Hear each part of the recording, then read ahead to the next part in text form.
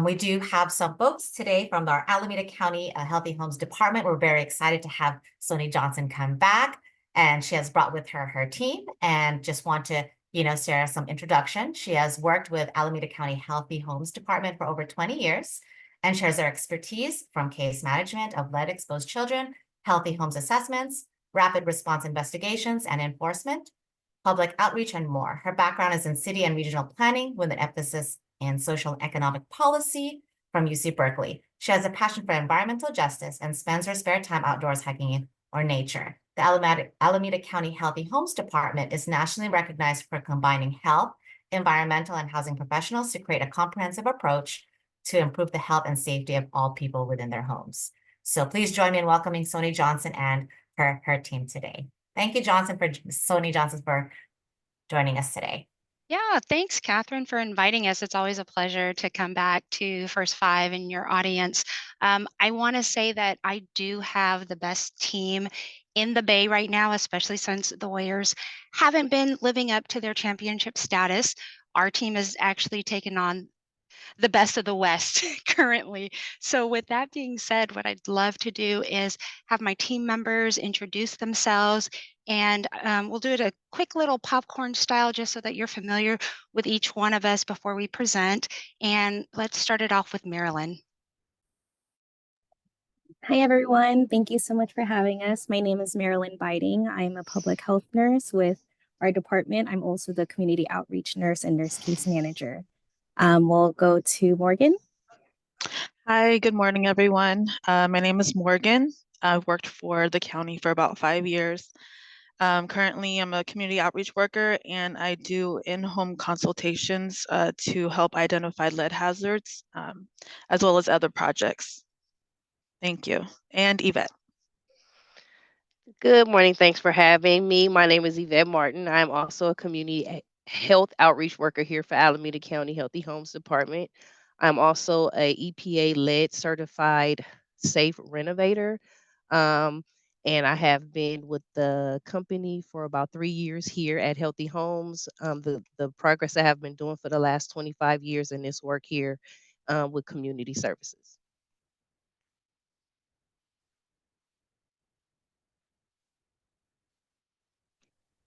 Great. And with that, I think we can go ahead and get started with the presentation. Thank you, Leah.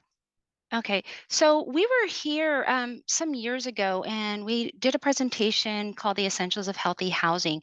There was a lot of great feedback, a lot of questions that participants really wanted to know. And so we decided to do a follow-up on the essentials of healthy housing.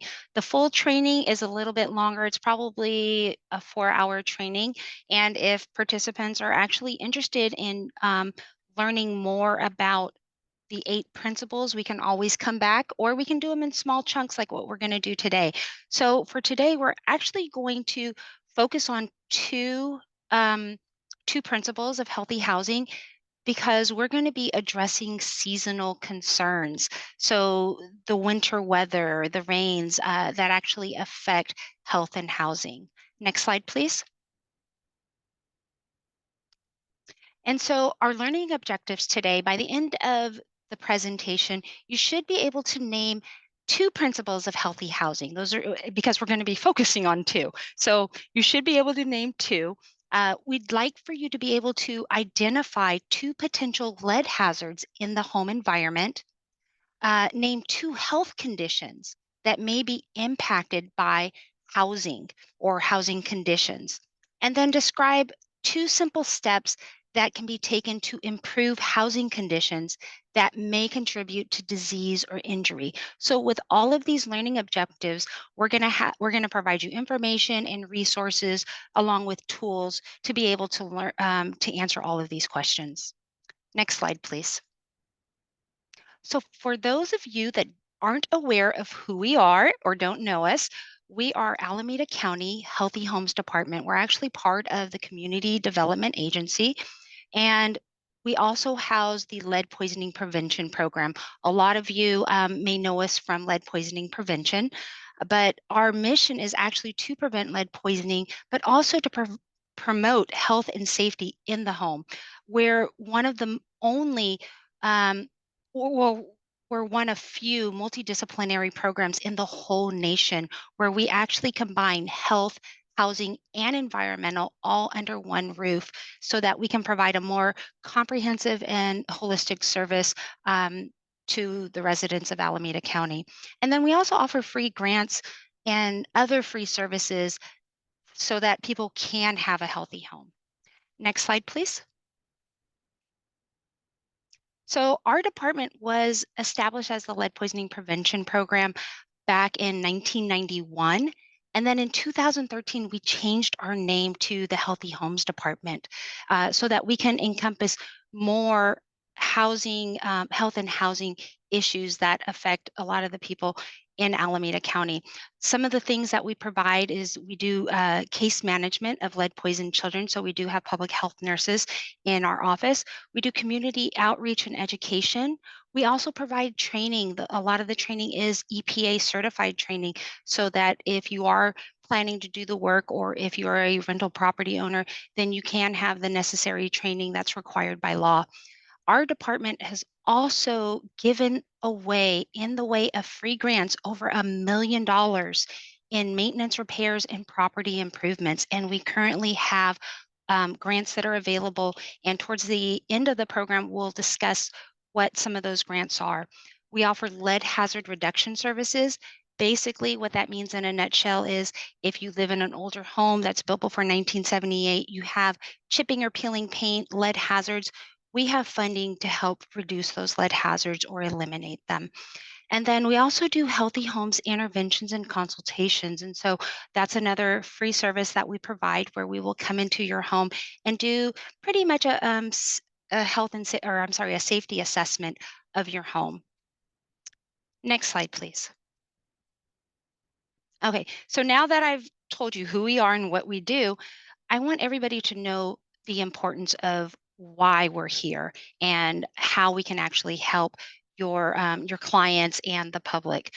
So that really starts off with healthy housing. And a lot of people don't know what healthy housing is. How can my house actually be healthy or sick? That doesn't really make sense if you talk about it in those terms. But there is a base definition of what healthy housing is, and it's basically a house that is designed or constructed and also maintained or rehabbed in a manner that is conducive to the occupant's health. So before you're rehabbing, before you're building, before you're designing or maintaining your property, your home, you're going to take the resident or the occupant's health in mind. So everything that you do is going to be based on the health. But more practically, when we think of healthy housing, the best way to really conceive it is to think about what an unhealthy home is so that you can know what the opposite is. So an unhealthy home is usually substandard. It's not properly constructed or renovated. It's not adequately maintained. There's a lot of deteriorating components in it. And then it also places the residents at risk of illness or injury. And now this is an old statistic, but back in 2011, there was over 6.2 million homes that had severe or moderate physical problems in the US. And that number has only climbed, especially with the affordable housing, the lack of affordable housing these days. One of the mantras that we say is that substandard housing has become the new affordable housing because people believe that if they have an affordable house or if they have an affordable unit, that maybe they don't deserve the right to have a healthy house. Cockroaches come with paying minimal rent, or lead paint is expected because I'm in a certain neighborhood and I'm not paying that much anyways. So this is what I get if I have to live in an affordable home. And we're here to say, no, that's not true. Everybody has the right to safe and healthy housing. And this is where we come into play to help the residents of Alameda County. Next slide, please. So now that I talked about the housing component, let's talk a little bit about the health component because again, we incorporate health and housing as a holistic approach for residents. And so why is a healthy home important? For children, it's important because there's children spend over 70% of their time inside the home or an indoor space. When I say an indoor space, it could be childcare, it could be grandma's house, it could be a rec center or school, any kind of indoor space. They spend 70% of their time. During COVID, that was probably 99.9% of their time. And so we did see a big increase in health effects and injuries in the home.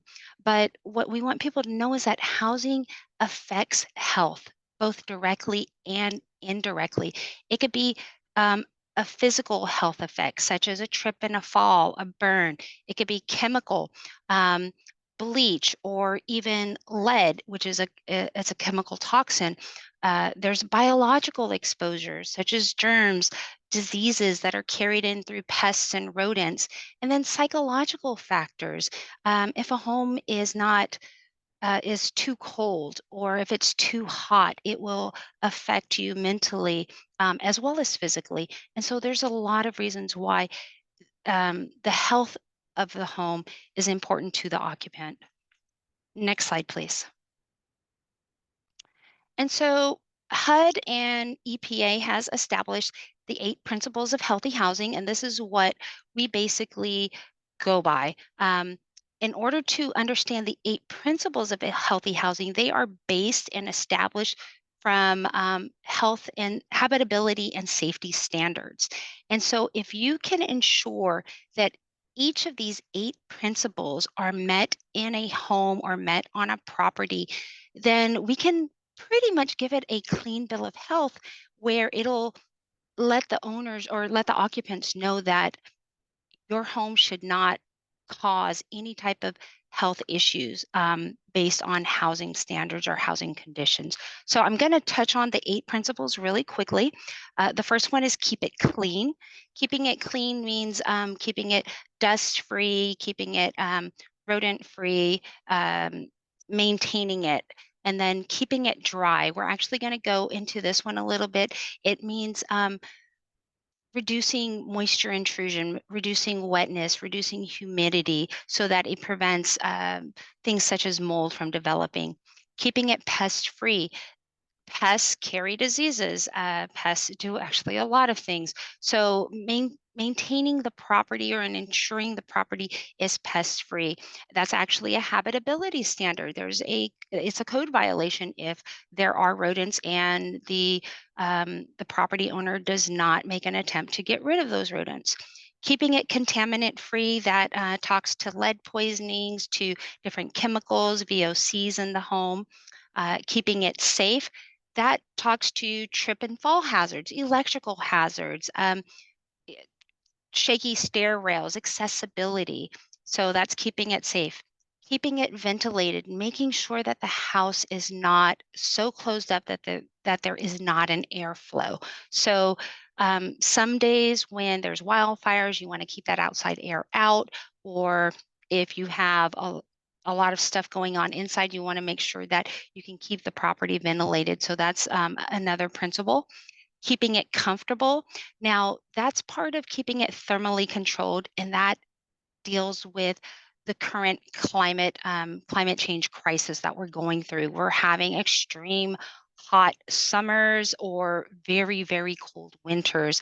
And there's been a lot of alerts to elderly and very young people because a lot of the homes in the Bay Area don't have air conditioning. A lot of heaters aren't working and people are having to resort to space heaters. And so keeping it comfortable is a very new principle of healthy housing. And then keeping it maintained. If you're working to meet the other 7 principles, the last thing you want to do is make sure that you maintain those standards of a healthy home. And then today, again, we are going to talk about keeping it contaminant free, which includes lead poisoning, and keeping it dry, which addresses the mold issues. Next slide, please. So the focus of our session today is to really address seasonal concerns of healthy housing. We're pretty lucky to where we have 4 seasons in the Bay Area. We have a definite winter, a spring, a summer, and a fall.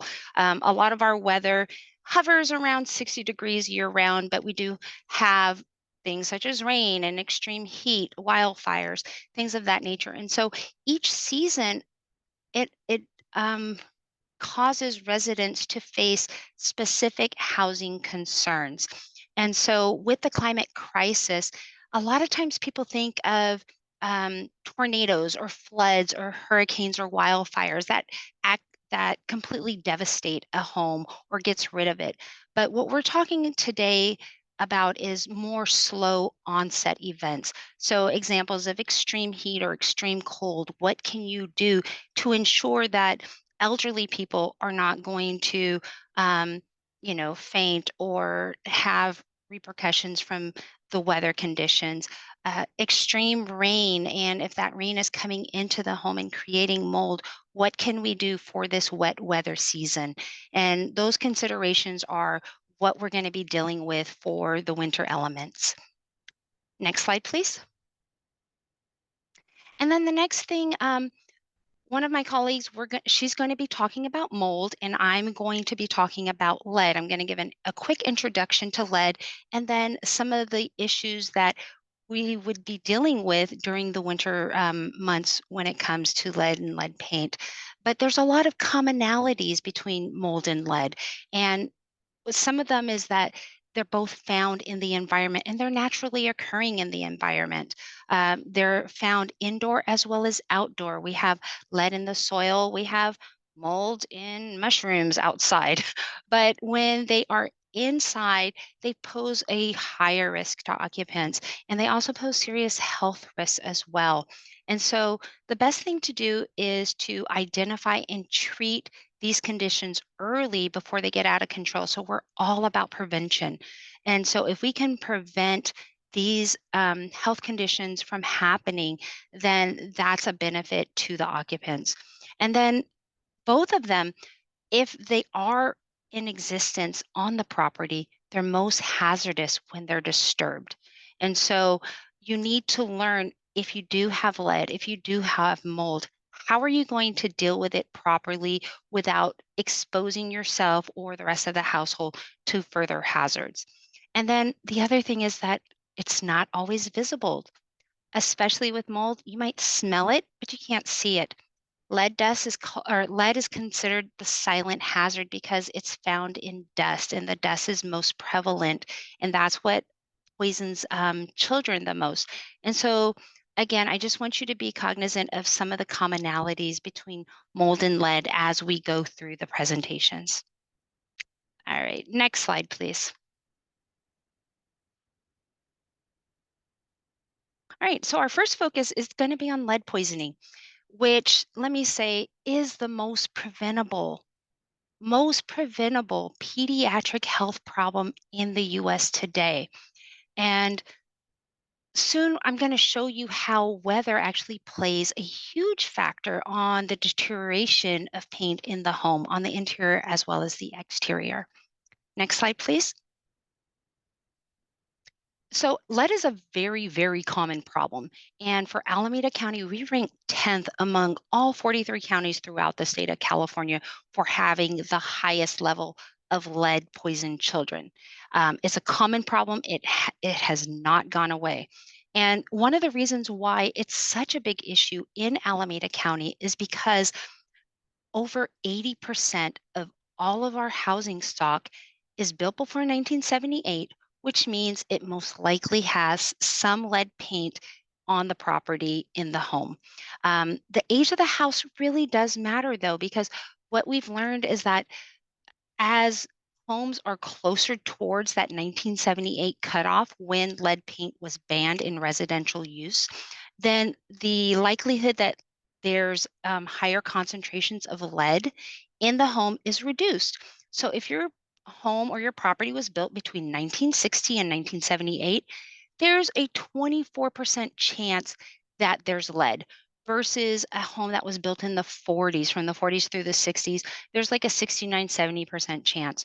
And then anything built before 1940, if you just know the age of your house, you can pretty much bet that you have some form of lead-based paint on that property. Now, there is a difference between having lead-based paint and having lead-based paint hazards. And the biggest difference is the paint maintained in good condition? Or is it chipping, chalking, peeling, falling off? Is it rubbing to create dust? That's considered a lead hazard. And so we'll talk about how to identify the differences with that. Next slide, please. So one of the questions that we always get is, where do you find lead? When you think about lead, you think about paint. And so these are some examples of, on the exterior, you can have lead-based paint, but if it's not chipping or peeling or flaking, then it's not a hazard. But as it shows in these pictures, it is a hazard. And then especially on the exterior, if it's peeling or chipping or caulking or flaking, it gets into the soil. And so if you have bare soil around the home or near the home and children play into it, most likely they're playing in lead contaminated soil. And so with any type of building that's built before 1978, that's the cutoff of when lead paint was banned, you can kind of assess how much lead paint might be in the home, and you can take precautions without even testing. It's better to be safe than to be sorry. And then the most common places where lead is found is definitely in paint, interior or exterior paint, and contaminated lead dust, which again is highly invisible, or it's confused with household dust, and then also bare lead contaminated soil. So those are things that we want to keep an eye on. Next slide, please. Oh, there's a picture that's not showing, but that's okay. Some of the most common lead-based paint hazards. Lead contaminated dust. A lot of the dust comes from friction from windows, wooden double hung windows that slide open and close, from doors that stick a little bit, that jam, anything that slides and creates friction. That's where the dust is created. Deteriorated lead-based paint that's chipping or peeling. Again, it has to be, if it's not intact and it's exposed, then that is where it creates a hazard. The hazard is different from having actual lead-based paint. And then again, we talked about the bare soil. If you have a yard that's covered with pebble rocks, with any type of landscaping, with moss, grass, and there's a barrier between the soil and the occupant, then it's not considered a hazard. If it's bare soil that a child can touch or you can track inside the house, that's where the hazard is created. Next slide, please. And so just when it comes to climate change and weatherization, as far as the deterioration of paint, primarily on the exterior, paint can fail or deteriorate because of moisture damage, because of weathering or exposure. So the high winds, the sun, the rain, all of that weathering will tear down or wear down the paint. Friction, I spoke about that. Usually it's going to be two components that are rubbing and creates a very fine dust. Impact. A lot of times we'll see impact on the interior or the exterior. If something bumps up against a baseboard or a wall or a door, it creates impact and it will jar the paint or cause the paint to fail. And then also poor surface preparation. So a lot of times, unfortunately, especially during the age where real estate was cheap and there was a lot of flips going on, people and companies would come in and do a quick flip and prepare the exterior surface very poorly. They would not prep the paint. And so 3 to 5 years later, the paint starts to fail and the older layers of lead are exposed. So these are some things that you want to think about as far as some of the common causes of why the paint can fail or start to deteriorate. Next slide, please. Now, so that was for the exterior. For the interior, it's a little bit different. You want to look for areas of high moisture, such as kitchens and bathrooms. Back in the days when they added lead to paint, they actually took chunks of metal, chunks of lead, melted it down, and put it in each can of paint, stirred it up, mixed it with the paint. And so you were coating the inside or the outside of your house with a very thin layer of metal. So this was expensive. If you can imagine adding metal to paint, it's not going to be cheap. So they were very particular on the interior of the home where to put the paint that had the most lead in it. And they chose areas of high moisture like kitchens and bathrooms because people were cooking and created a lot of steam or condensation in the kitchen. Bathrooms, people were taking showers, there was a lot of moisture. And so, those areas, the paint needed to be more durable. So, what did they do? They used the lead based paint in those areas. They also used it around door frames, around window frames, around baseboards, and also doors because those are areas that were touched a lot, that were bumped up a lot against. They were open and closed a lot. They needed those areas to be more durable. So, because of that, any surface with a gloss or a semi gloss finish is most likely going to have lead based paint in the older layers. And so, the two pictures that I have show in a bathroom when the paint actually starts to fail, it starts to chip or peel off in the areas of high moisture. Those are the areas that you're going to be more concerned about. If it's happening um, in a bedroom or in the living room wall or a hallway wall, most likely they did not use lead-based paint on flat wall paint. So those are some things that you want to look out for. Next slide, please. And then let me just talk a little bit about the effects of weather on paint. Uh, I mentioned real briefly the rain, the sun, the wind. It actually works to deteriorate the paint. Now, when it comes to exterior paint, they use heavy lead in exterior paint because the marketing ploy was that this paint has metal in it. It's going to last up to 100 years. The majority of the houses now are either at 100 years or beyond 100 years. And that exterior weathering has worn down the paint to where it is chipping or peeling or flaking. The heavy rains and the extreme climate changes that we're experiencing is actually speeding that process up as well. And so we're seeing a lot more deteriorated paint in areas where, especially for renters where the property owner might not be maintaining the property on a yearly basis.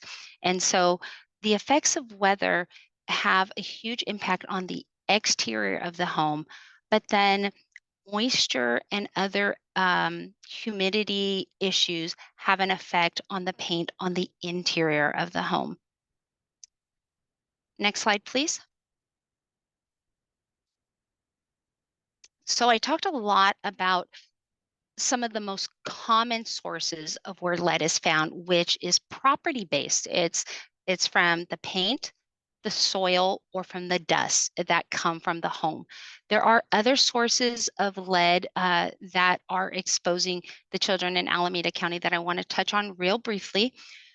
And so, one of the most common ones that we see are home remedies that are usually imported remedies from countries outside of the US, cosmetics such as Surma or Kohl.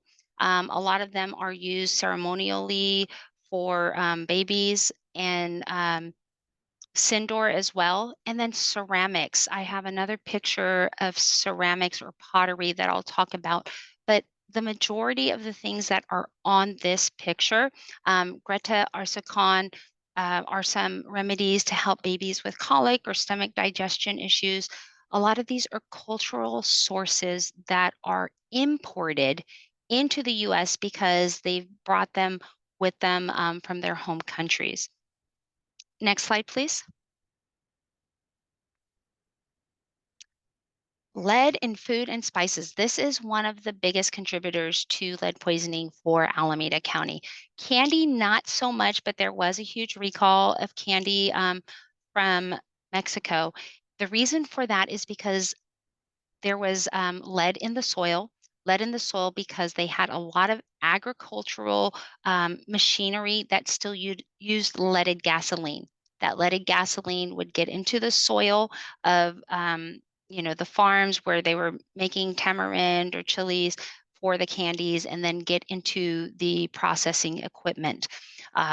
So that's why there was a big recall for lead in candies. But our biggest issue right now is lead in spices such as chili powder, or turmeric. There's some other spices that are usually imported from the Middle East or Southeast Asia that contain high levels of lead, and they contain high levels of lead because of the way that they're grown in their home countries. And so, again, our biggest message right now is prevention by substituting any type of imported foods or spices with U.S. purchase versions, only because the U.S. FDA has very strict standards on food production and testing requirements in the United States. Next slide, please. So lead in food containers. There's a lot of containers such as ceramics or clay pottery that's glazed that has lead in it. So with China dishes that are imported from China or Asia, and then a lot of Mexican bean pots or Mexican pottery, it's in the paint or it's in the glaze. We say use these for decorative purposes, not for food. And so we've taken bean pots and we've put beautiful plants in them and repurposed them as planters, not to take the culture away from the household, but to just, again, repurpose it so that they're not being exposed to lead through the ceramics or the food containers. Next slide, please.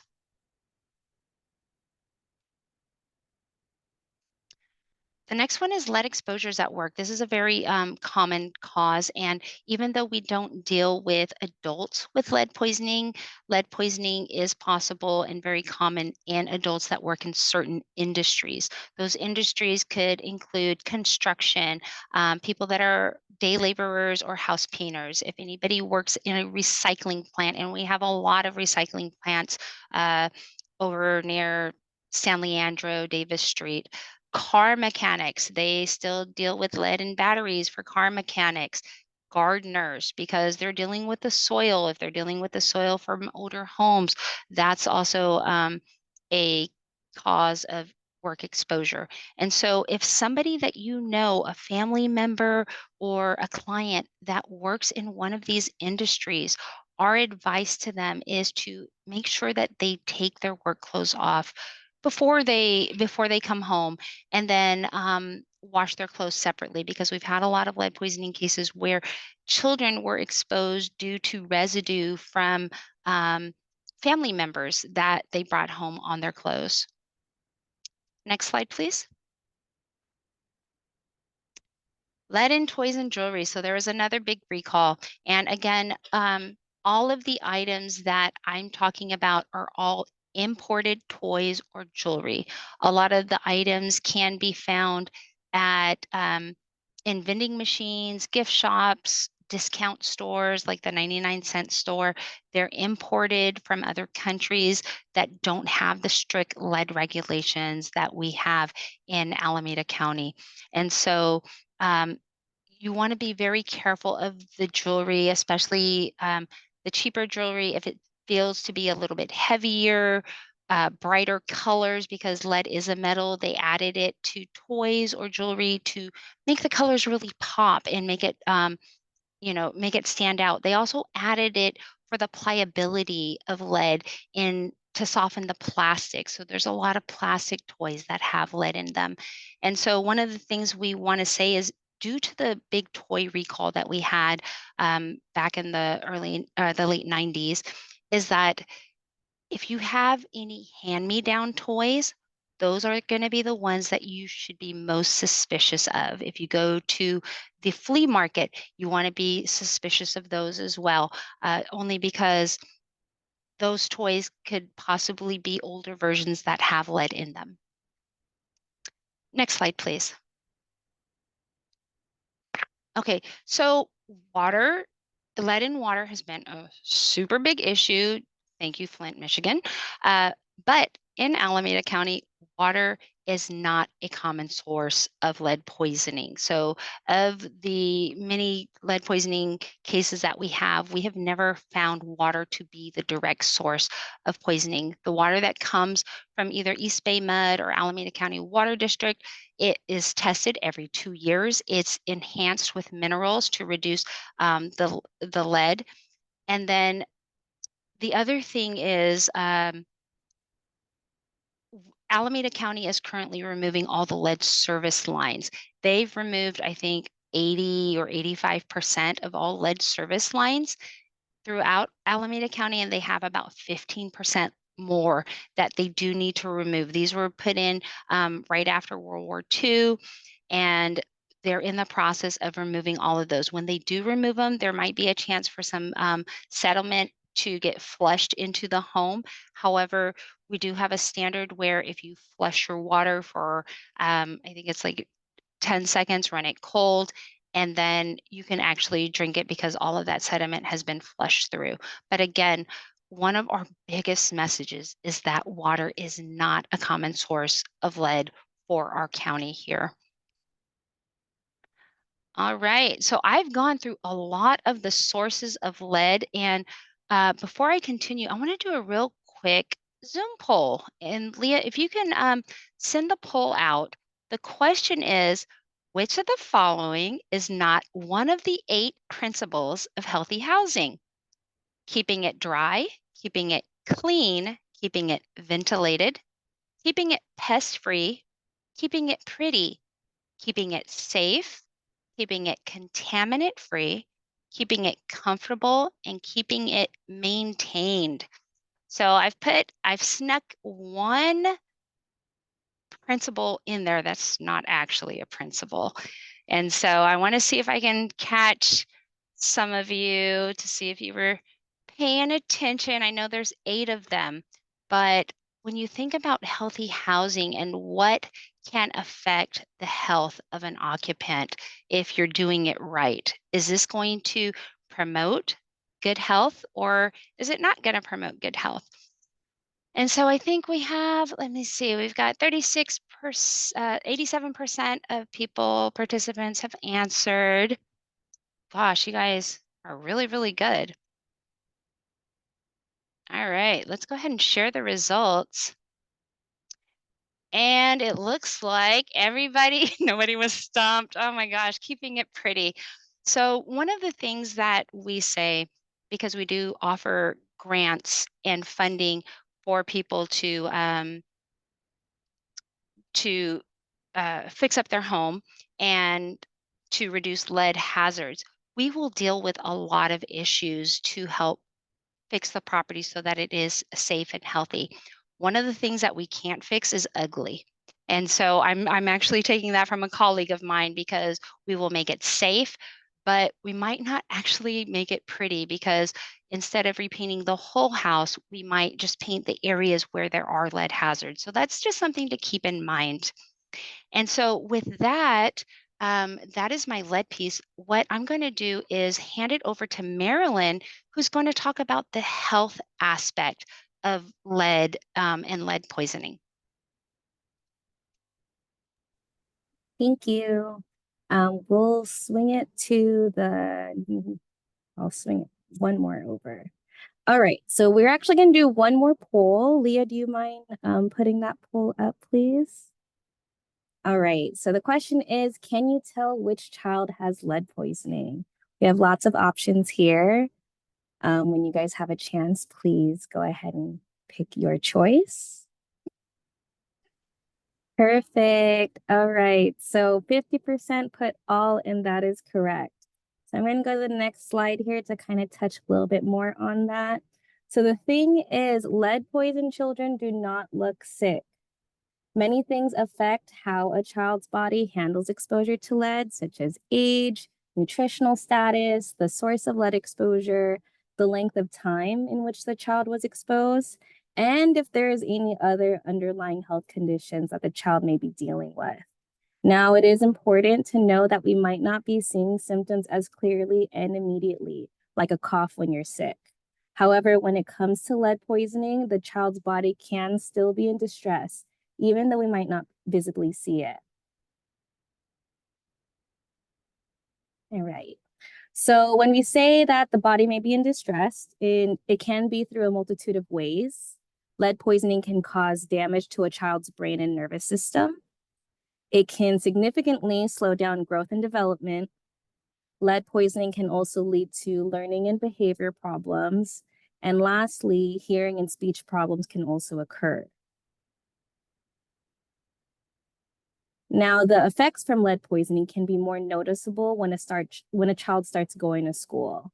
But ultimately, if lead poisoning is not identified early on and early interventions are not taken, it can lead to lower IQ, a decreased ability to pay attention, and an underperformance in school. So we talked about the complications that can come from lead poisoning, but how do you actually get lead poisoning? The way lead enters the body is ultimately through ingestion, such as eating, drinking, breathing it in, or even just mouthing on items that are contaminated with lead. It is for this reason that children between the ages of 0 to 6 are at most risk. Children are growing and developing rapidly at this age. They are also very curious and will crawl around, put their hands in almost anything in their mouth.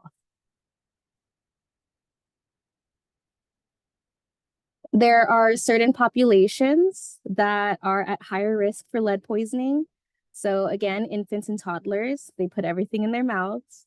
Those living in homes built before 1978, because we want to take into consideration housing sources of lead, like Soni mentioned, so soil, water, and paint.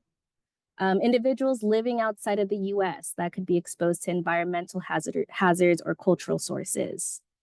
And then lastly, individuals who work with lead, not only are they actively exposed at their work site, but there are chances that they could be bringing home lead from their clothes and shoes if they're not taking necessary precautions.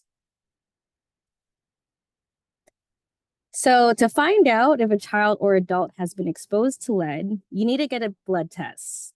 It's as simple as an email or call to the doctor's office to request for a blood lead level test to be ordered. Because unfortunately, you don't know until you know. The earlier we find out gives us a better position to provide early intervention and treatment.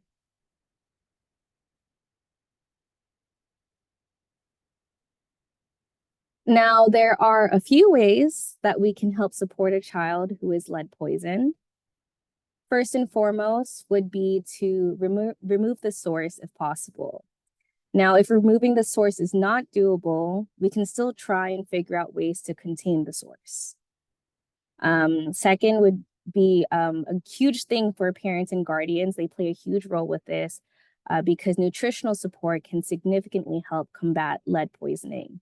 In the next couple of slides, we'll highlight the specific food groups that we want to encourage for lead poisoning. And lastly, this is with the consultation of a child's pediatrician, but iron supplements can help bring down lead levels as well. We do want to take into consideration pre-existing health conditions. So prior to considering iron supplements, it is recommended to speak with a physician. All right. I love this because it's short and sweet, but also very true. Food is medicine. We want to encourage lead-poisoned children to eat well-balanced meals because it will, in fact, help bring down their lead levels. To go into further, the first food group we want to encourage is iron. Both iron and lead look very similar to the body, which means that they fight for the same receptors in the body. However, if we increase the intake of iron-rich foods, you're giving the body a higher probability of iron to be absorbed versus the lead. So examples that you can incorporate into your child's diet are meat, chicken, or fish. If you don't eat meat, beans and legumes are a great alternative. And lastly, you have dark leafy green vegetables. The next food group is vitamin C. So vitamin C rich foods are important because they help enhance iron absorption. I do like this picture on the right because typically when I think about vitamin C off the top of my head, I just think about oranges, but I can easily forget all the other types of food that have vitamin C in it. So having options are always great, especially when we are taking into consideration a child that might be a little too picky. So options aside from oranges can be strawberries, dark leafy green vegetables again, like kale, broccoli, and also peppers. Calcium is the last food group that we're going to highlight. It's important for the body because the body also sees calcium similarly to iron. Both calcium and lead look the same as well, so they fight for the same receptors in the body to be absorbed. So if we also encourage more calcium intake, then not only are we reducing lead absorption, but we are also encouraging strong teeth and bones for our kids. Again, showing examples of food high in calcium, because aside from milk, what else has calcium in it? We have cheese, yogurt, tofu, sardines, and touching on dark leafy green vegetables again. Now we're gonna bring it to Morgan, who's gonna talk about mold. Mold and mildew and moisture intrusion. Today, that's what we're going to be discussing. And the idea is that we have a proactive response to moisture to prevent mold hazards in and around your home. So mildew is usually found on surface levels. Mold can be found internally and surface level. Moisture intrusion is mostly when water is entering the home with or without the behavior of the resident being the main cause.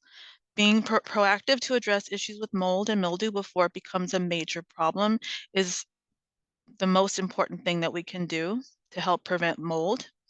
Next slide.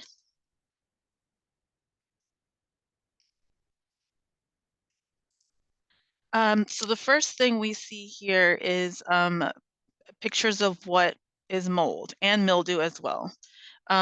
It's a fungal growth that forms and spreads on various kinds of damp and decaying organic matter. Mold produces allergens, irritants, and in some cases, myotoxins. Mold is part of our natural environment, found both indoors and outdoors. It is a type of fungus that produces spores that float through the air. Mold produces allergens, substances that can cause allergic reactions, and in some cases, the myotoxins, which can cause adverse health effects. Next slide. Mildew. So as you can see here in this picture, this is a picture of a sink or a shower. Actually, it looks like maybe an old shower. But it's important to notice how along where the caulking is, that's where the mold and mildew is accumulating. It happens, it's certain kinds of mold or fungus, high moisture levels, shower walls, and windowsills. So again, this is where you'll find a lot of the buildup of the mold just because of the moisture from the shower. And when it's not cleaned, it just continues to get worse. Mildew refers to certain type of mold or fungus, once again, and there's no picture here, but windowsills is also a place that we typically find a lot of moisture. Next slide. So mold or mildew. So if you look at this picture, it kind of gives you a picture of one's mold, one can be mildew, right? It's very similar to the picture that we saw earlier. Let's compare and contrast to understand the two a little bit better. Mold thrives on organic matter in warm and wet conditions and penetrates the surface of materials like food inside structures, basement, inside walls, and bathroom ceilings. Mildew is a particular type of mold that grows on the surface of materials, so it can sit on top of surfaces like showers, clothing, fabric. Mold can be fuzzy or slimy, while mildew is more powder-like. Mold can be a variety of colors: green, black, orange, brown, gray, white, blue, purple, to name a few. Mildew can be white, gray, or yellow.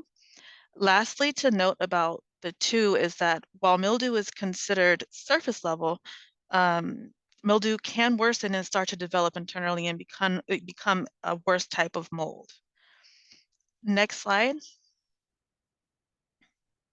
So mold and moisture intrusion. Here's the content that we would like to address.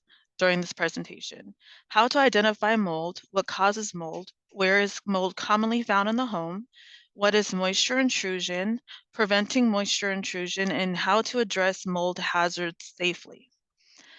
As seen in the previous slide, mold and mildew can present in many different color variations: pink, yellow, brown, green, black, just to name a few, and the colors of the mold does not depict the level of hazardousness.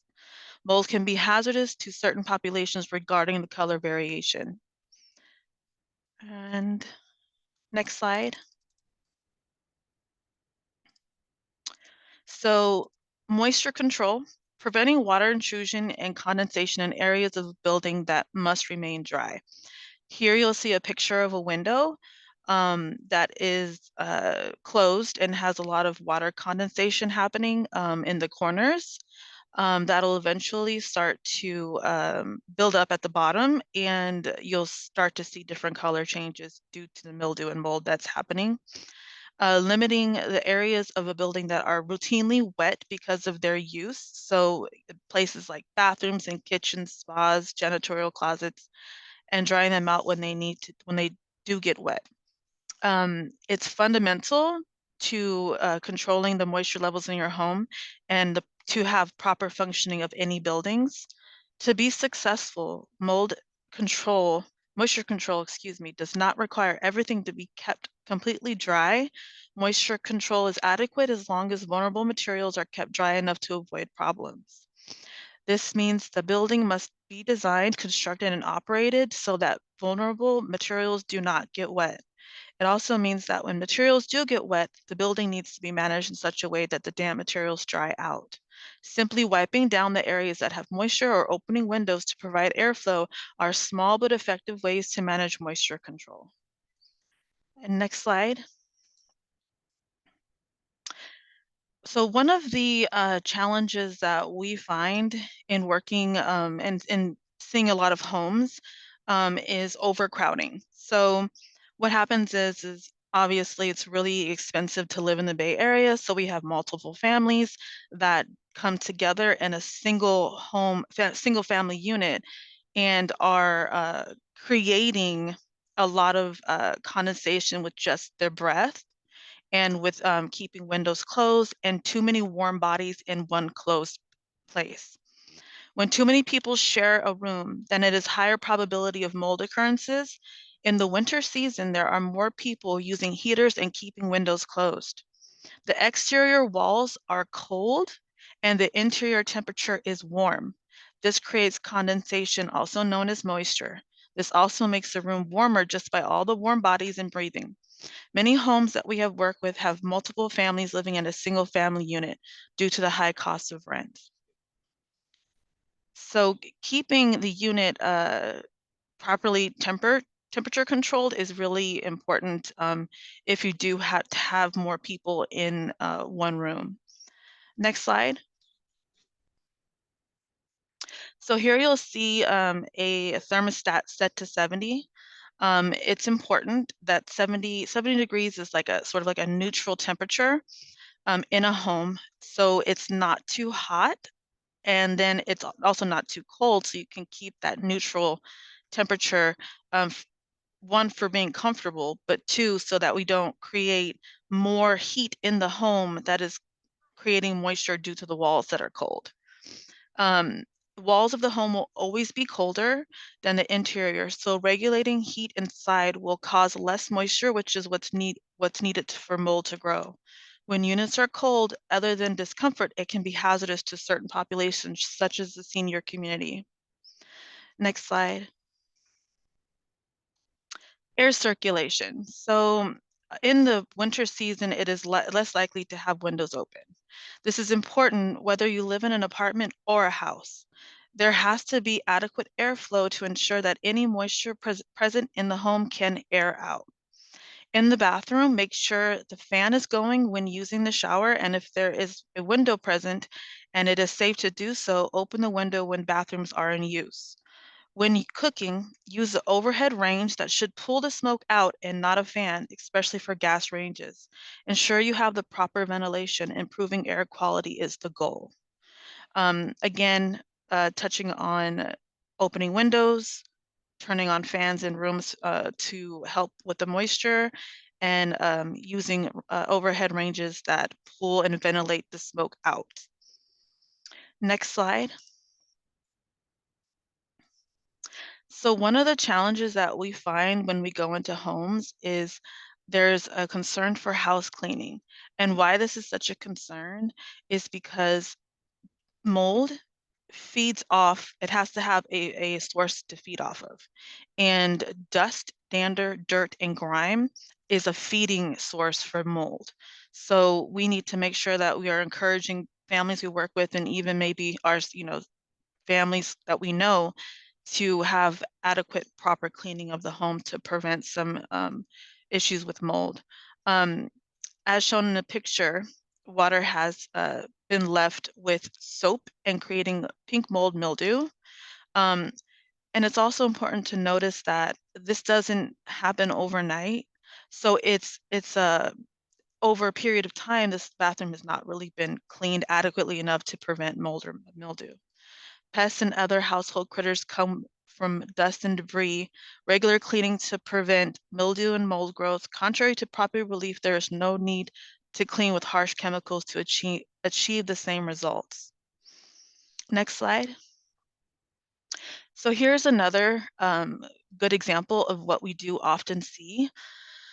Furniture is against the wall and clutter. So as you can see in the pictures above, this is the adequate way to have furniture placed in your home.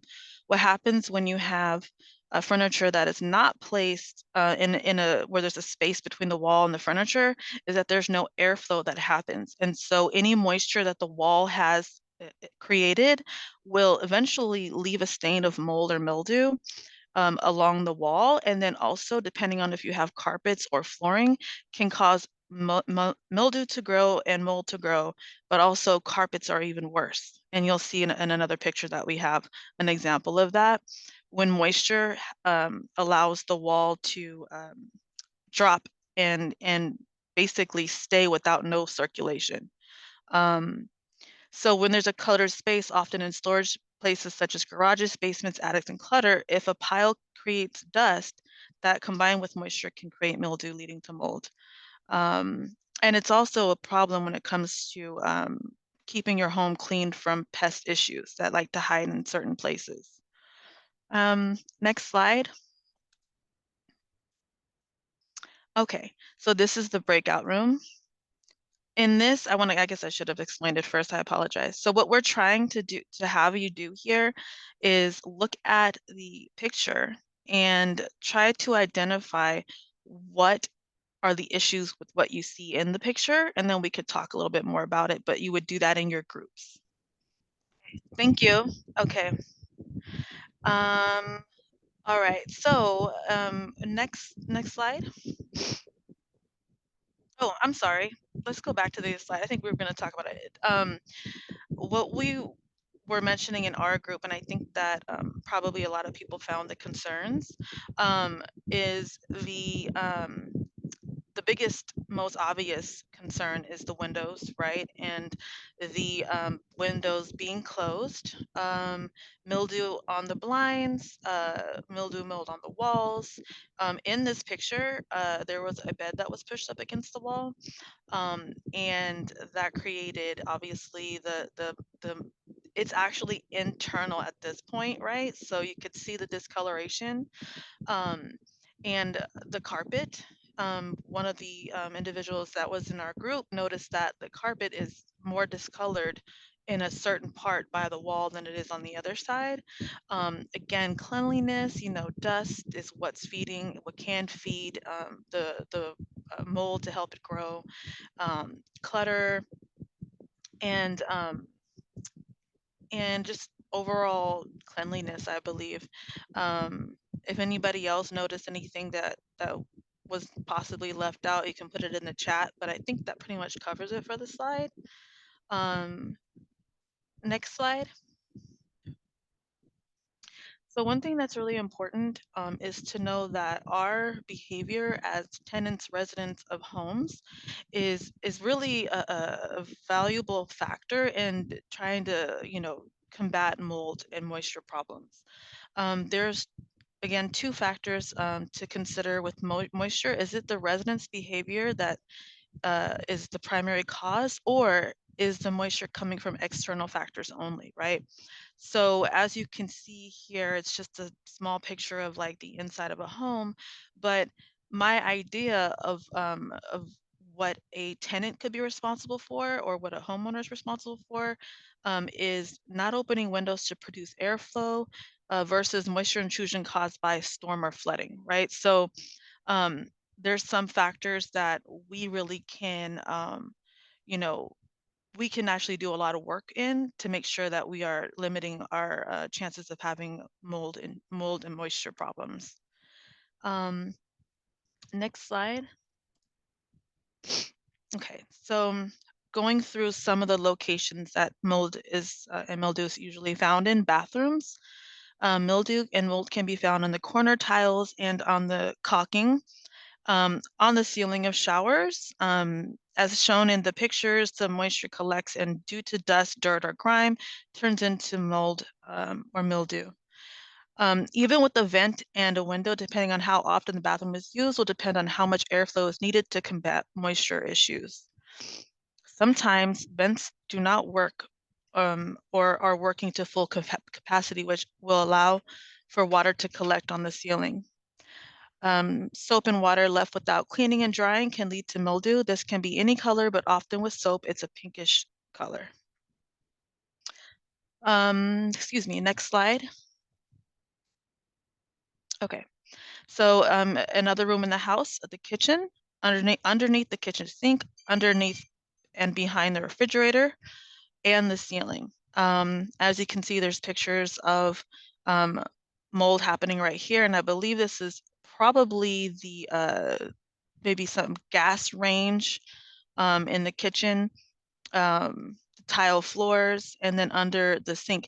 And the challenge that we find is that it's harder to see in certain places because we might have a lot of cleaning supplies and storage that we have under the sink, and we might not see that there's a leak, right? Which will only get worse over time. It is mostly common for mold and mildew to become a problem in areas that we don't see. Under sinks, there can be leaks unless it's addressed quickly and the leaks are repaired. Dark and moist area can become a prime location for mold to grow.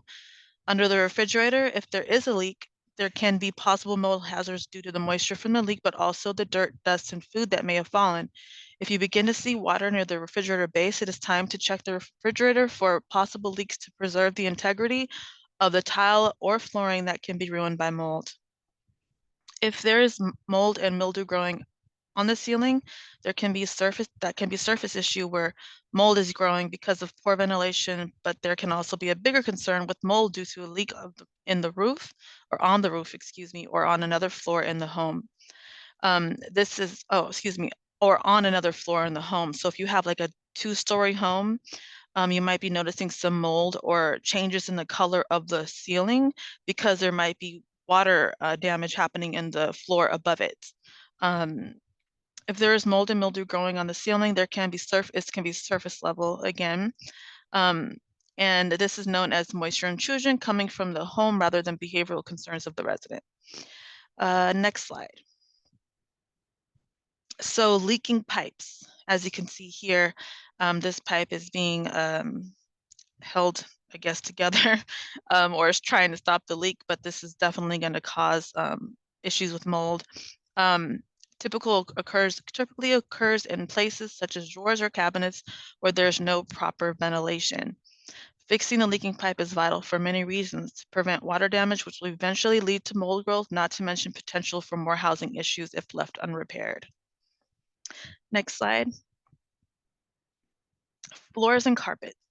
So here's a picture. As you can see in the left-hand upper corner, of a carpet that has grown mushrooms on it due to an extensive amount of water damage that wasn't addressed.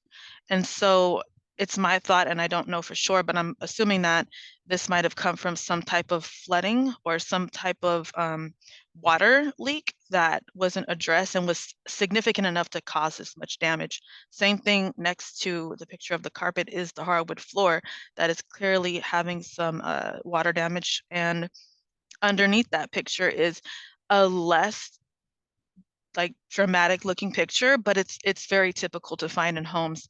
This is some mold that's actually coming up from the carpet.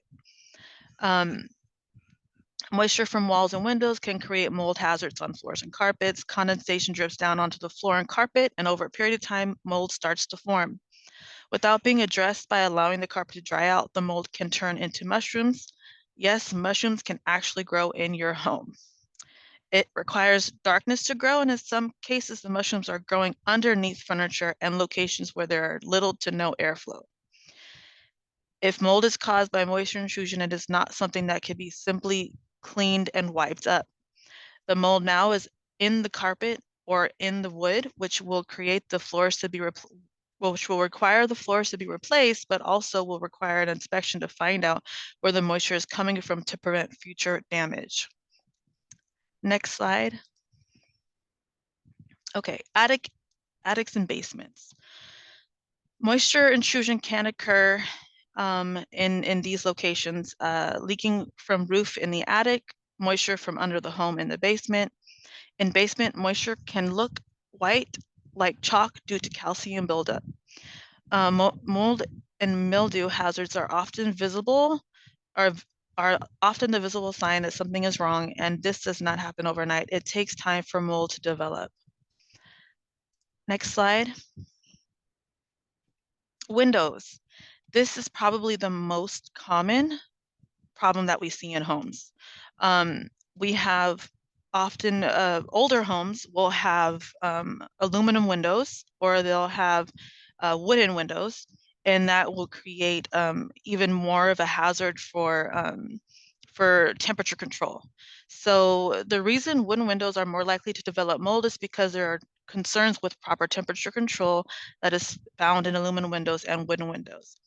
Newer windows are generally made of vinyl and are recommended where there is much less concerns regarding temperature regulation. Due to condensation, the water will form on the glass and then drip down onto the wood. As you can see here, it's very clear what's happening here at these windows. This is a wooden window in the middle. And this lady is clearly distressed in the right-hand picture. But it's just as good examples as any to see that there's hazards here. Next slide. Okay, so it's important using your senses, and I feel like even more so with some of the other healthy home components that we talked about earlier. We can smell when a house is stuffy, right? We can smell when the windows aren't open.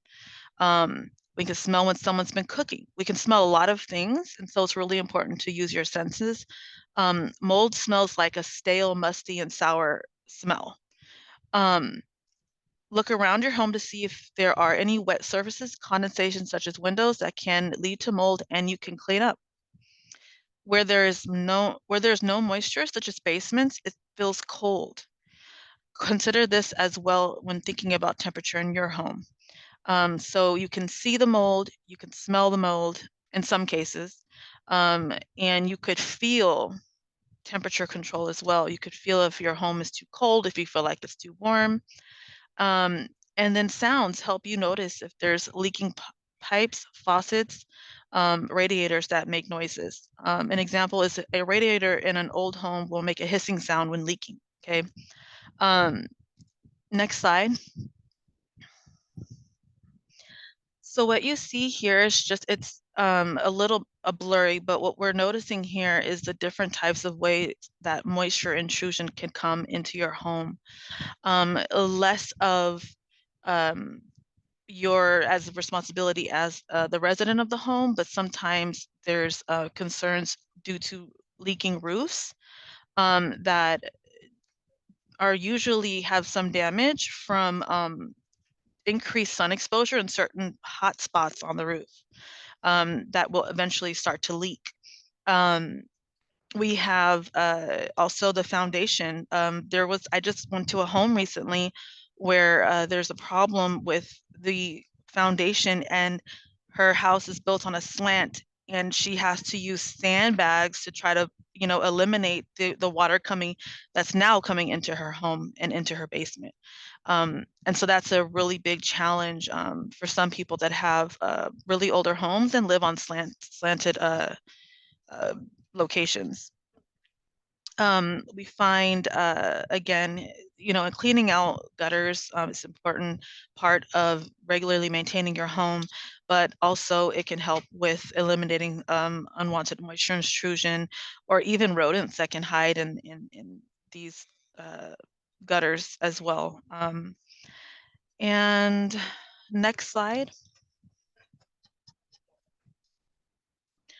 Okay, so a moisture meter. So what's important about a moisture meter is that it can help you identify if there's surface level problems and mildew. So for surface level mold, and known as mildew, that occurs when surface of a material is wet.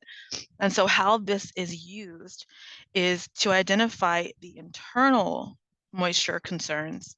You would just lay this flat. Of course, it gives you instructions, and each one is different, but most of the time it's based off sonar. I guess it's like a sonar type of reading per se, that you press up against the material, and it'll tell you if it's wet on the internal part of the home, which is like inside the wood or inside the sheetrock. Um, and some of those materials often have moisture anyway, right? So it's going to tell you if it's exceeding the amount that should be there.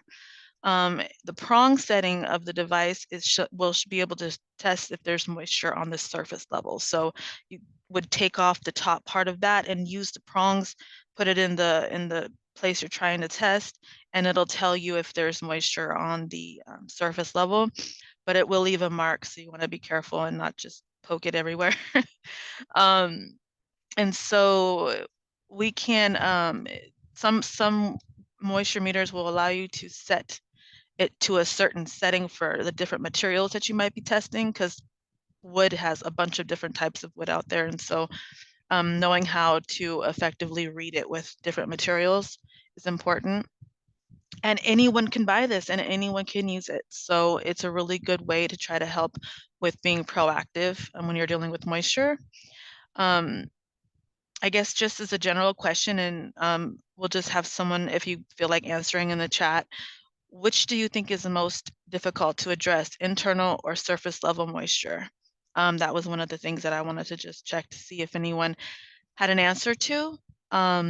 But overall, this can be a very good proactive measure in dealing with mold or moisture concerns. Next slide. Okay. So cleaning mold safely and how to. Oh, someone just answered internal. Yes, Amber.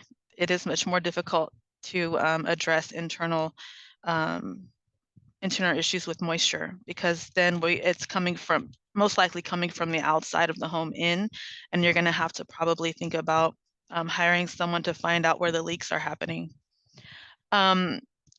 So in this slide, when cleaning mold, is one thing to, obviously we're going to want to put on protective wear to make sure that we're not breathing in the mold spores as we're cleaning. But it's also important not to use bleach, because bleach is also a harmful chemical, and people can have allergic reactions and are just overall sensitive to the smell of bleach, as it's a very strong chemical.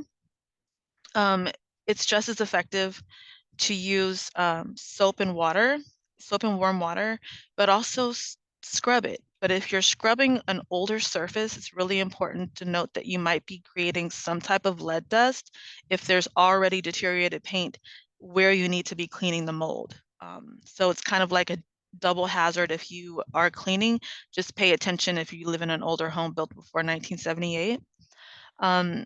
It is not recommended, like I said, to use bleach due to allergies and health concerns.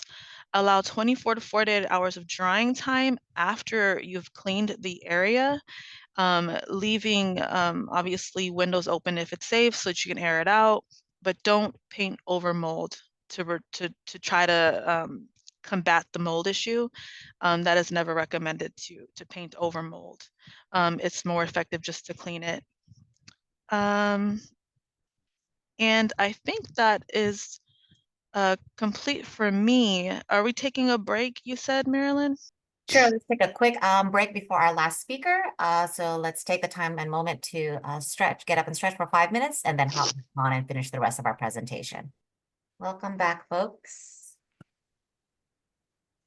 We'll be finishing up on the rest of our presentation, and then we'll open the floor to Q&A after our last presenter. I'm handing it over to you, Marilyn. Thank you. Thank you so much. All right. So we're going to start talking about the health side of mold. So when we think about mold, who are we most concerned about? Honestly, mold can affect anyone, but there are two groups that can be very sensitive to mold. First and foremost, individuals who are diagnosed with asthma, allergies, or those diagnosed with pre-existing respiratory illnesses, so like COPD or emphysema.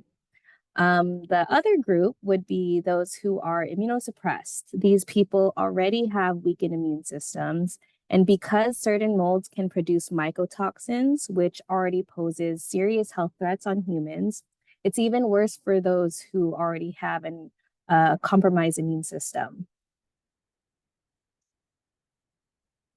All right. Mold can affect each and every person differently. Age, health status, sensitivities, and exposures can all play a role. If one were to show symptoms, some examples are as listed. So cough, sore throat, stuffy or runny nose, sneezing or wheezing, nasal congestion, watery eyes, and skin rashes. So let's put real life examples in here to paint a better picture. Let's say all four of us here, Soni, Yvette, Morgan, and myself, we work in a building that has mold in it. Yikes. But I am the only one diagnosed with asthma, and I also have a mold allergy. So I have a double win. I might show all of these symptoms listed constantly, but because they don't have asthma and allergies, they may just be experiencing a sneeze here and there. So I'm very jealous of them, but I'll be suffering on my side over here. All right, we'll do the next slide. All right, so mold and asthma. There are continuous studies when it comes to the connection between mold and asthma. Asthma is exacerbated by mold. Asthma is associated with allergies, and molds spread by releasing tiny spores into the air, which can cause allergic reactions. So even though mold and asthma are associated with one another, it's not proven that mold causes asthma on their own.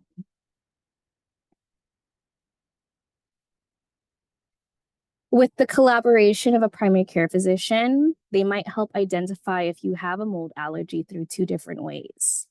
First would be a skin prick test, where they test with diluted amounts of common allergens into a patient's arm or back through tiny punctures. So the picture on the left there. An allergy is then identified if you develop a raised bump, like a hive at the testing location. The other test would be a blood test that may be ordered, and it measures your immune system's response to mold. So if you do have an allergy, your immune system overreacts to an allergen by producing certain antibodies. Mold treatment. Some things to take into consideration first and foremost would be to avoid the exposure to triggers. Sometimes it's impossible though, because it can be in the environment. But also just make sure that you consult with your doctor for common treatments that they may consider for you. So nasal sprays, they will help prevent and treat inflammation. Antihistamines that are typically found over the counter, such as Claritin, Allegra, or Zyrtec. You have immunotherapy, so it can be a series of allergy shots that might be ordered by your doctor. A common one that's done is a nasal lavage. So it helps with irritating nasal symptoms and may be recommended to you to complete daily. Some examples of these is going to be the neti pot or bulb syringe. But we also just want to note that all of these treatments, we do want to make sure you consult with your primary care doctor, depending on pre-existing health conditions. But these are just typical treatments that people will do if they are exposed and affected. Next, we are going to bring it over to Yvette, where she's going to talk about interventions and resources. Okay, we're going to talk about intervention and resources. The big question is, what can I do if I have lead paint in the house? If tests are shown that lead paint is inside or outside your home, there are temporary measures you can take to reduce or control the hazard. Repairing damaged painted surfaces and planting grass in places where the soil is bare will also reduce the hazard of lead paint, but only for a short while. And painting over damaged surfaces with regular paint is not enough to permanently keep the lead away from your family.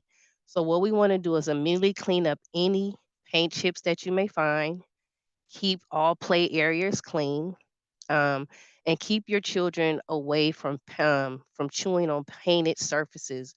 We know sometimes with toddlers, they first start off walking. The first thing they grab on is window sills, coffee tables, and um, they seem to gnaw and chew on those things, just not even knowing that that's what they're doing. So we want to make sure that we keep them away from those areas.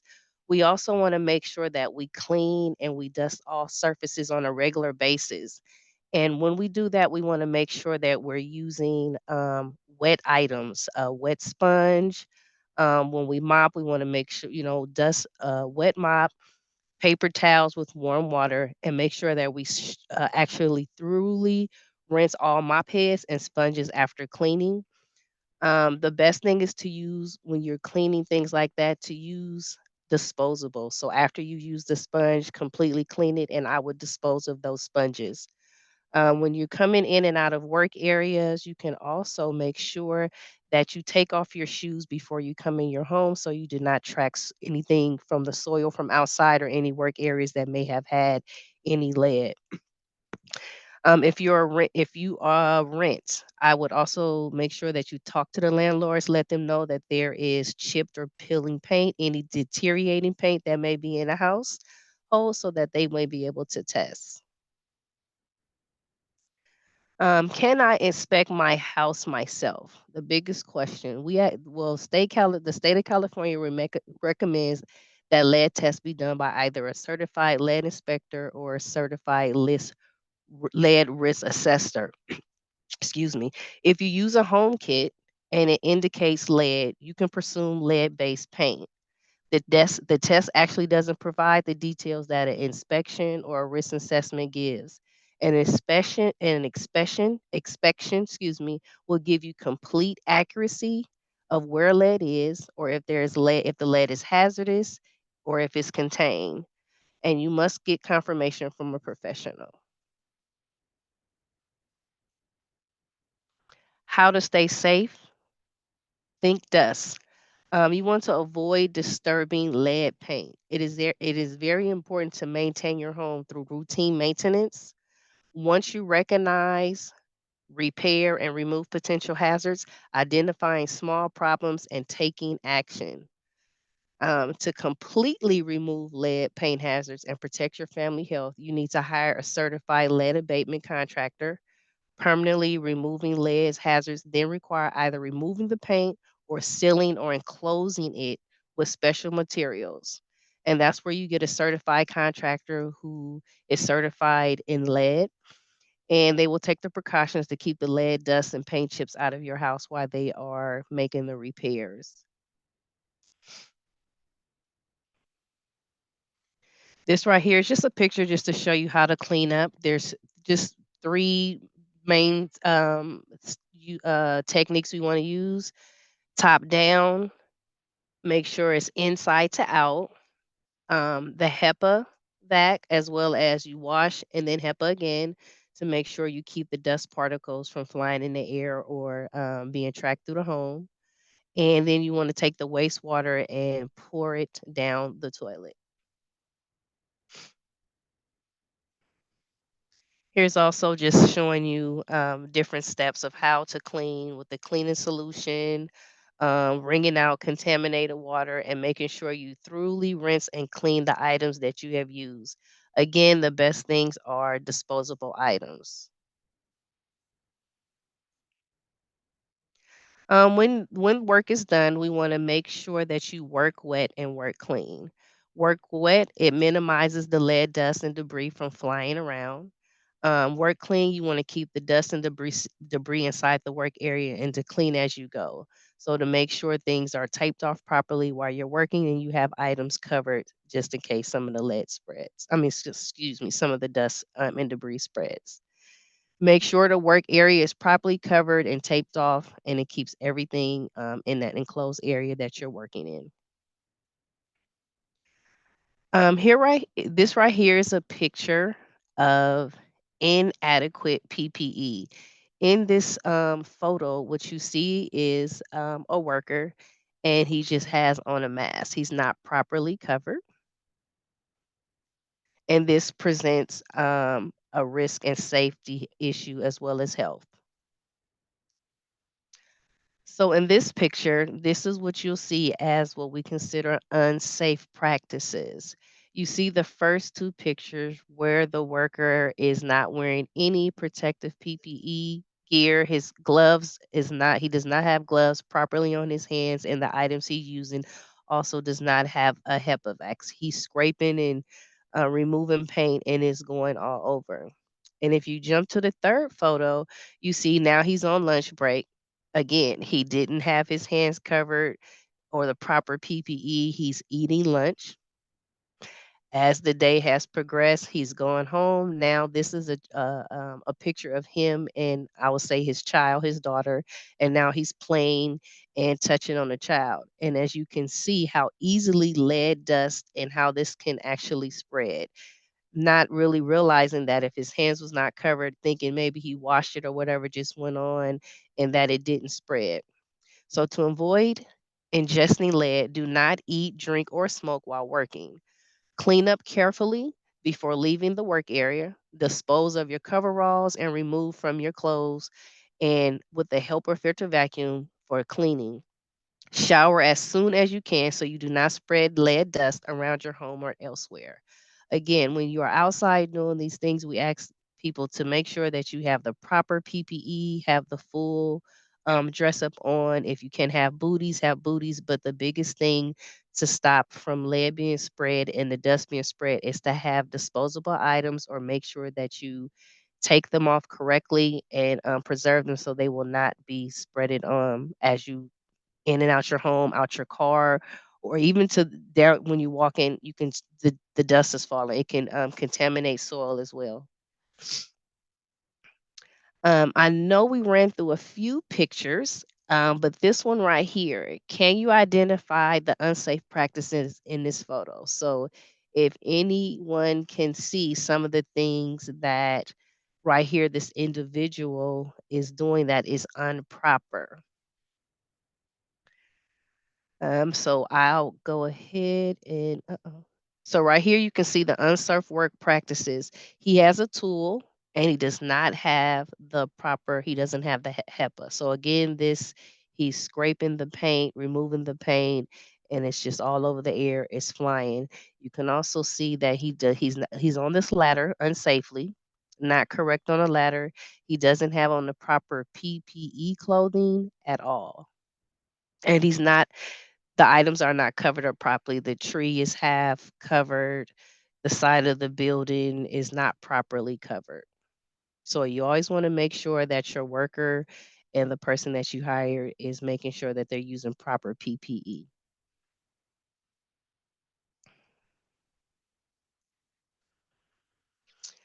Here, this picture, workers should be trained and provided with proper protective equipment. This right here, this gentleman right here, he has the full dress out. He has he has his the goggles. He also has the respirator on. His head is covered. He has the full body equipment. As you can see, he has like a harness or something connected to him while he is on the ladder. So you always want to wear required personal protective equipment correctly, and make sure this helps to prevent contact while working around lead. And also, again, he has on disposable clothing that we prefer that you wear disposable clothing.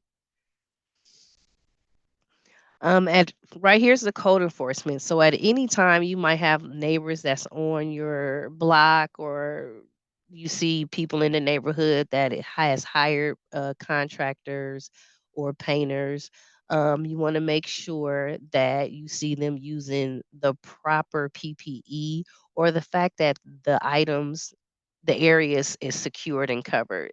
So the grass should be covered, everything should be taped off. So as they are performing their work, it doesn't contaminate the area that they're working in. If you happen to see any of these unsafe practices, contact your local code enforcement. We do understand that each county jurisdictions are completely different. But the complaint system, you let the complaint system make a complaint to let them know that you see unsafe practices being done in your neighborhood. The complaint goes to the compliance center, compliance officer, who will come out and check to see what is going on. And I believe they have about 30 days to make the corrections. Um, the compliance officer checks to make sure that they have complied. And if they have complied, they will take off the violation. But until then, they will keep the violation until the corrections are made. With that being said, we actually collaborate with the code enforcement.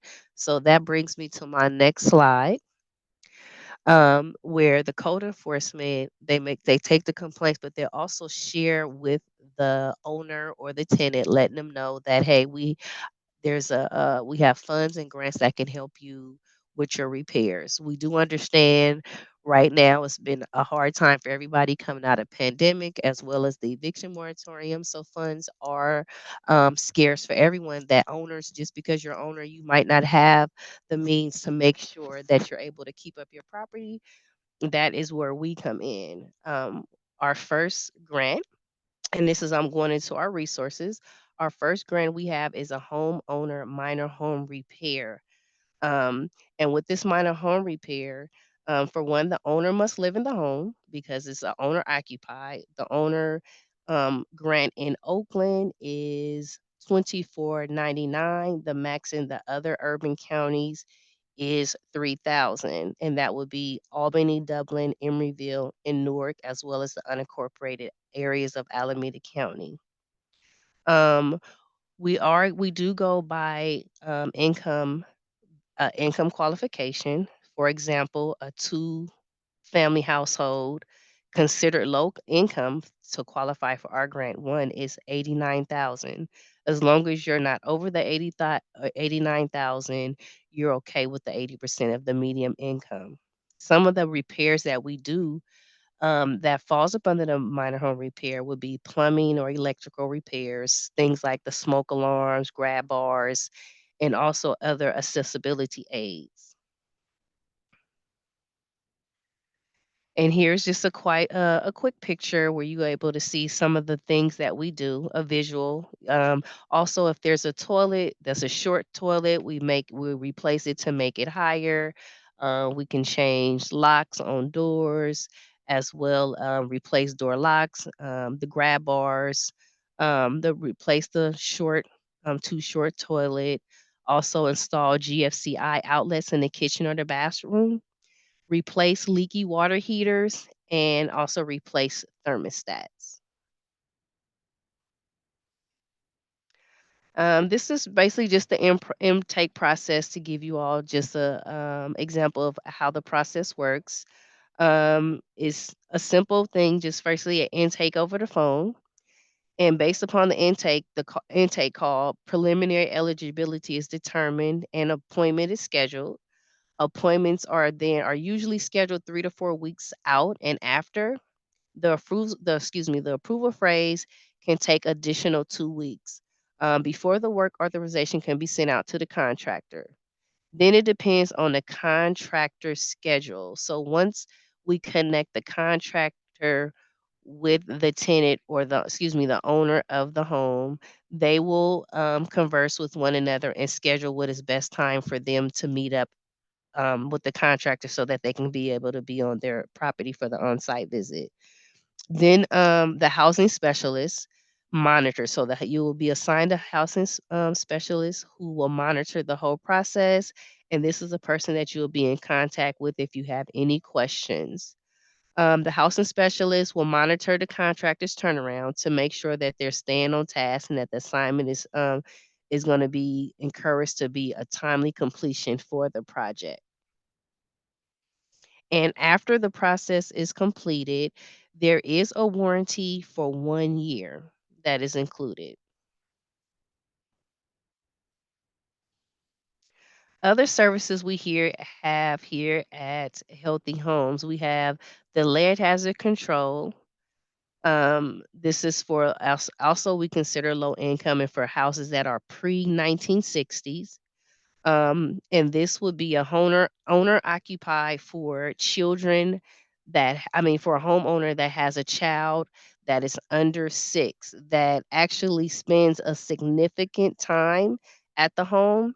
That will be considered 2 days a week for at least 3 hours or more on a consistent basis. So for those of you that may have nieces and nephew or grandchildren that only come during the summertime but not on a regular basis, that would not be considered a significant a time. It would have to be throughout the year. Rental properties, they do not actually they're not required to have a child that is 6 and under that visits on a regular basis. We also have for county service areas, we have our RRP training that is for owners as well. But an owner may also refer a specific person for the training, such as if you have a property manager or someone that you have that is taking care of your property, you can also um, elect for them to come to the training as well as yourself. County service areas can receive lead safety in-home consultation. And with the lead training lead safety consultation, this provides actually a visual assessment of the interior and the exterior of the house. And they'll give recommendations on how to repair any visual lead hazards that are in the home. Also, will be provided with a DIY kit, and with that kit, it will probably have approximately maybe 5 to 6 items, and those will be things such as a sponge, mattress covers, and a bath mat. And here we are to our rental lead hazard control. This is also for tenant. This is for a tenant. The grant is also up for $10,000. The low income taxable income, as you see, for one person is 78,000, and again for the second person 89,000. This one will be income documentation needed. So we'll ask for your income documentations. Um, and this will not require a child that resides that is 6 and under and spends a significant amount of time at your place.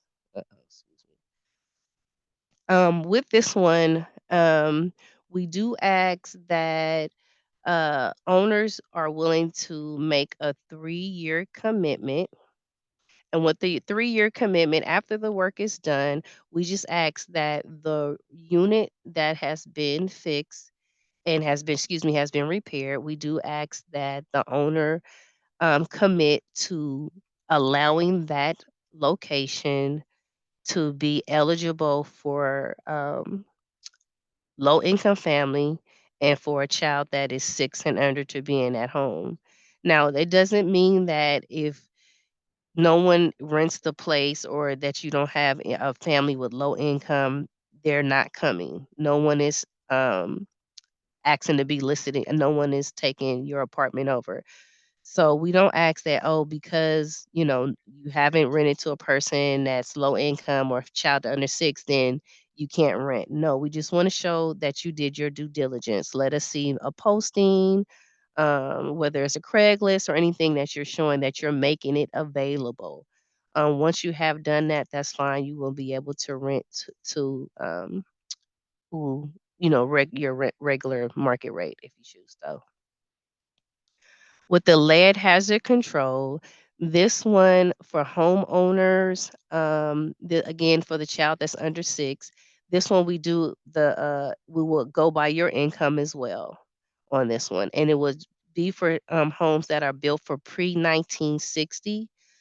For our homes that are 1960 to 1970 size, 1977 with identified lead hazards as well. The 1960 pre-1960 is considered priority overall. This grant is available to all Alameda County. Again, this also is a 10,000 grant and is usually sufficient for most projects.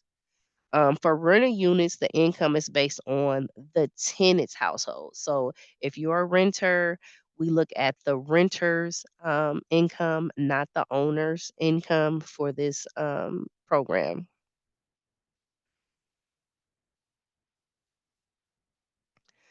This is some of the things that we can do with lead hazard control. This is what falls up under that. It'll be a lead paint deter for safety for painting over deteriorating lead-based paint.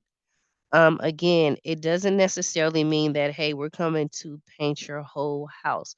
What it is we're coming to look for lead hazards. Some homes have lead that is contained. We will not disturb that. We are looking for lead hazards and we repair lead hazard for lead based paint. Again, minor repairs to make the paint last is minor dry rot, minor leaks, doors that rub or bend. We will clean the lead contaminated dust. They will do the preparation before after they have completed the work. They'll make sure that everything is clean. They also will cover lead contaminated soil while landscaping as well. Also, we have a minor repair supplement. That's called what we call healthy housing, which gives you additional $5,000. And that will be for other household needs such as smoke detectors, carbon monoxide detectors. So a total of each home unit, because the grant is for each unit. So if we have an apartment complex that has 20 units, that means that each unit is allowed the $10,000. Each unit will be able to receive the $5,000 supplemental healthy housing if it's needed.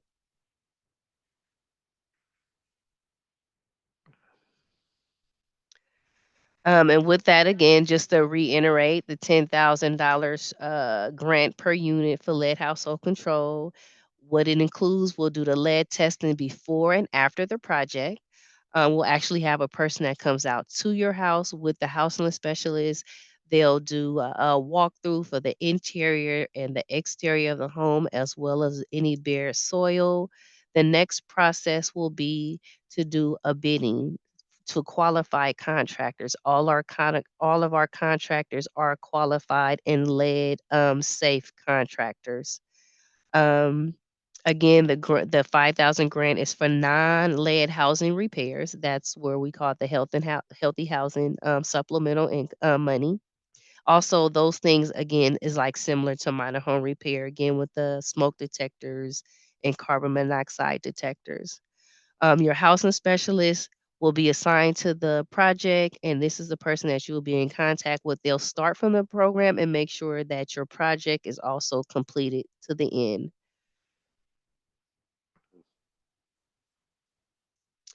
Here, this is a little bit about our lead safety training.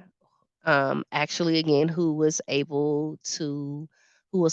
This will be the CSA property owners and their designated person that they choose, whether it's like I said, if it's a family member that's maintaining your home, or if you have a property manager, you'll be able to sign them and they'll be able to come to this training. The training is free. It's regularly scheduled classes or training provided is near Oakland Airport. The times that the classes are from 8 a.m. to 5. Also, it is available in English as well as Spanish. And it is a one-day training. And this will also be suitable for those who working on properties that are built before 1970, disturbing paint and doing more than just minor repairs.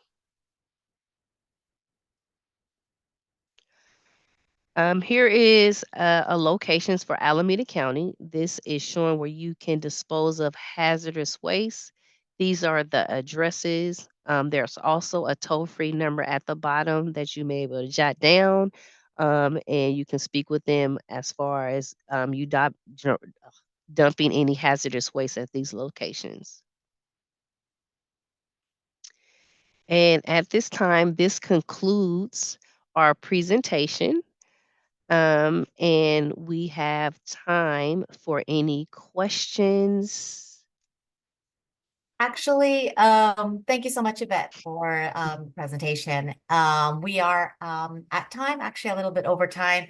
And so if there are questions, folks are welcome to reach out. I just want to say thank you to Soni and her team at Healthy Homes. Thank you, Yvette, Marilyn, and Morgan for providing us with such great information for the community and resources. The link to the materials is also in the chat. An evaluation will be sent, and the link to the recording for this will also be sent shortly after as well. So thank you again for being with us, and thank you all for joining us today. See you next time. Thank you.